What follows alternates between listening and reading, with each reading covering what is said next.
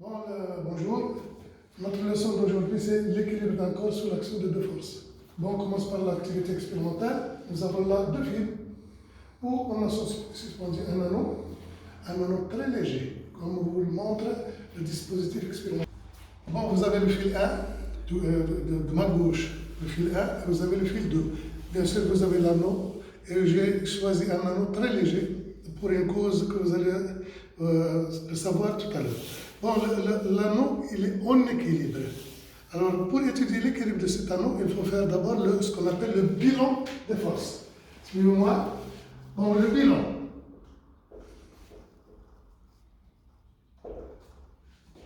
Donc, comme corps étudié, nous avons le corps étudié, l'anneau, les forces de contact, alors nous avons F1, c'est exercé par fil 1, et vous avez F2, exercé par fil 2. Et ensuite, vous avez force à distance, le poids de l'anneau. Ça va? Bon, d'après le bilan des forces, on peut en conclure que l'équilibre de cet anneau est dû à trois forces. F1, F2 et P. On passe à connaître ces trois forces. Pour connaître ces trois forces, il faut chercher ce qu'on appelle leurs caractéristiques. Donc, les caractéristiques, excusez-moi, je suis un peu rapide. Bon, vous avez le point d'application, on va dresser un petit tableau.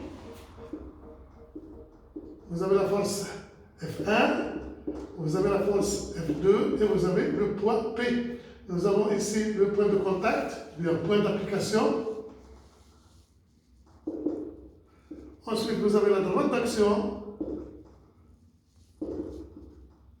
le sens et l'intensité.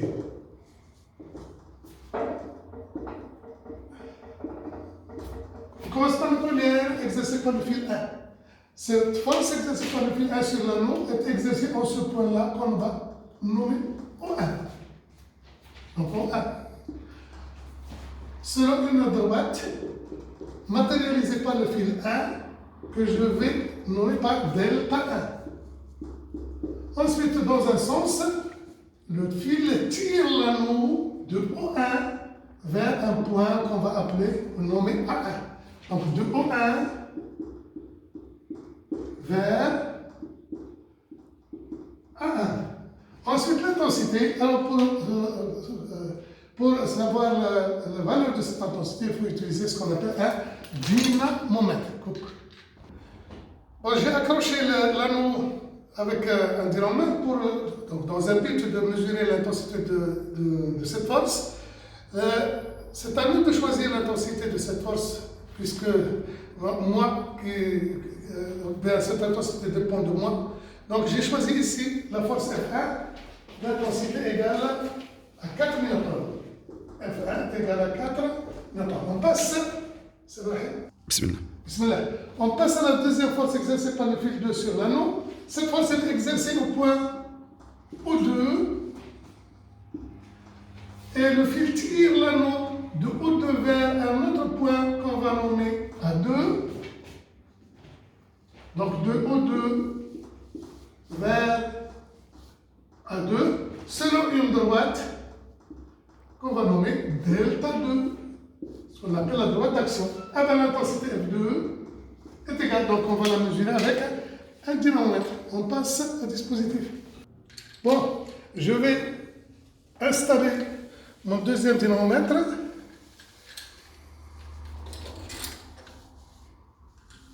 J'accroche et je vais reprendre la première intensité indiquée par le premier dynamomètre qui est 4 newtons. Je vais essayer d'avoir 4 newtons, pas encore.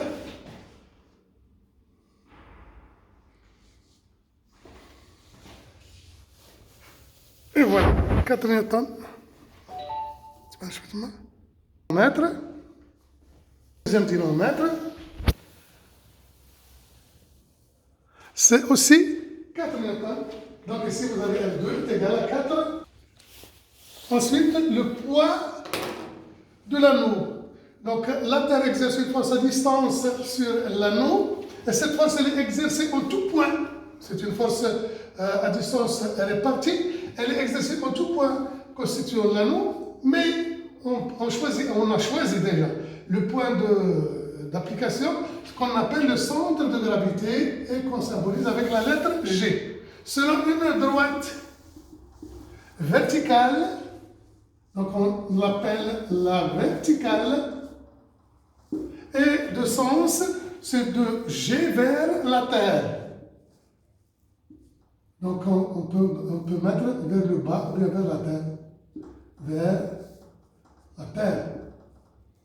Ensuite, le poids P. Pour mesurer le poids P, on utilise toujours un dynamètre. Donc on va suspendre l'anneau à un des deux dynamètres et il va indiquer l'intensité du poids de cet anneau. Bon, avant d'accrocher l'anneau au dynamètre, ce dynamètre a ce qu'on appelle une sensibilité. Sa sensibilité est de 0,1 newton. Donc je vais accrocher. Donc comme vous voyez, l'index indique 0 newton puisqu'il est libre. On accroche l'anneau et on remarque, ou bien on observe que l'index est toujours au 0 du dynamètre. Donc il n'est pas sensible à l'intensité du poids de cet anneau. C'est pour cela que j'ai choisi un anneau léger. Donc on peut mettre là, P est inférieur à 0,1 newton. P est inférieur à 0,1 newton. En comparaison avec F1 ou bien F2, eh bien on peut remarquer que P est très petite devant F1 ou F2. Donc, on peut négliger le poids de l'anneau et on peut dire, on conclut que l'équilibre de l'anneau est dû à 2 forces et non à 3 forces. 2 forces, seulement F1 et F2. Donc, je vais négliger la troisième force, le poids, et il ne reste que F1 et F2. Bon, on va comparer ces deux forces. La force exercée par le fil 1 elle est exercée au poids O1. La force exercée par le fil 2 est exercée au poids O2. Donc on remarque que O1 et O2, donc ce sont 2 points qui sont différents. Mais la droite delta 1 et la droite delta 2, qui sont les droites d'action de deux forces F1 et F2, ben elles sont, vous comprenez. Donc on peut remarquer, on peut observer que les deux droites delta 1 et delta 2, qui sont les droites d'action des deux forces F1 et F2, ben elles coïncident. Donc ils représentent la même droite. Donc on peut dire que F1 et F2 ont la même droite d'action. Ensuite, comme vous voyez, la force F1 exercée sur l'anneau a un sens de O1 vers A1, l'autre a un sens de O2 vers A2, et on remarque bien que les deux forces ont un sens opposé. Donc même droite d'action et des sens opposés. Et la troisième, F1 est égal à F2, ça veut dire qu'ils ont la même intensité. Alors de cela, on peut en conclure que si un corps est en équilibre, eh bien les deux forces, si un corps est en équilibre sous l'action de deux forces, F1 et F2. Alors là, F1 et F2 ont la même droite d'action, des sens opposés et même intensité. Donc on peut l'écrire mathématiquement. La même droite d'action et F1 vecteur, F1 plus vecteur F2 est égal au vecteur nul. Bon, ça c'est les conditions. Si encore un solide est en équilibre sur l'action de deux forces, eh bien c'est le cas général. Ces deux forces ont la même droite d'action, ils ont des sens opposés et la même intensité.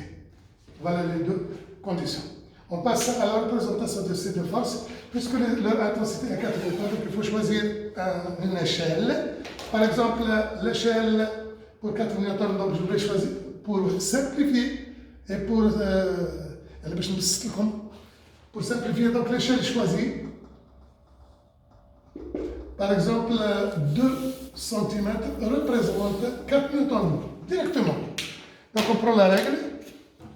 À partir de O1 vers A1, un segment, bien une flèche de longueur 2 cm à partir de O1 vers A1. 2 cm, une flèche et qui représente la force F1. De O2 vers A2, une autre flèche qui représente la force F2 de longueur 2 cm et c'est la force F2. Et comme vous remarquez, les deux forces F1 et F2 sont sur la même droite d'action, des sens qui sont opposés, la même longueur, ça veut dire qu'ils ont la même intensité.